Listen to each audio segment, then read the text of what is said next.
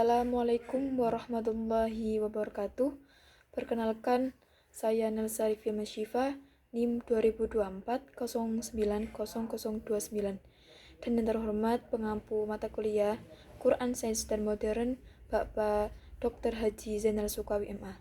Di sini saya akan menjelaskan materi yang berjudul tentang kosmogenesis. Kosmo yang artinya alam semesta, dan genesis artinya asal-usul atau kelahiran.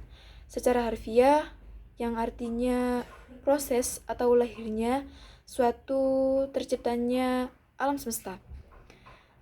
Alasan saya memilih tema atau judul tersebut, manusia untuk menatap langit dan mengagumi secara spiritualitas sekaligus dengan teleskop intelektualitas, yang artinya bahwa kita bisa mengetahui secara sains dan modern, dan ada landasan nakliyah atau Al-Quran. Yang pertama, dalam Al-Quran surat Al-Anbiya ayat 30 yang berbunyi, Bismillahirrahmanirrahim. Awalam yarul ladzina kafaru annas samawati wal ardu kanata ratqan fafataqnahuma wa ja'alna minal ma'i kulla syai'in hayy afala yu'minun. Yang artinya, dan apakah orang-orang kafir tidak mengetahui bahwasannya langit dan bumi itu keduanya dahulu adalah suatu yang padu, atau yang kemudian kami pisahkan antara keduanya, dan dari air kami jadikan segala sesuatu yang hidup.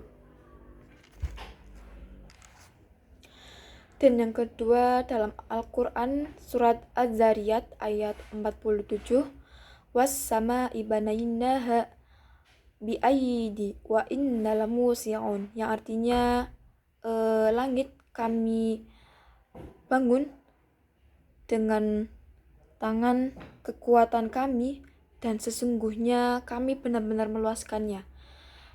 Dan adapun landasan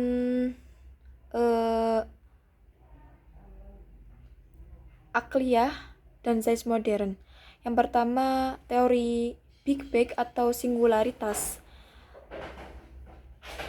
Sains modern menyimpulkan bahwa sekitar 13,8 tahun lalu alam semesta berasal dari satu titik yang sangat panas dan padat. Hal ini mematahkan teori steady state yang menyatakan alam semesta sudah ada selamanya.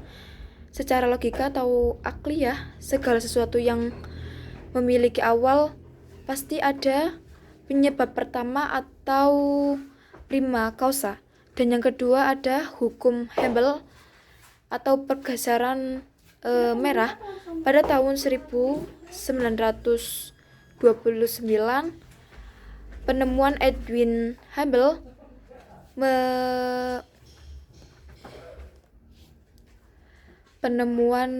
Hubble mengamati bahwa galaksi-galaksi bergerak saling menjauh satu sama lain.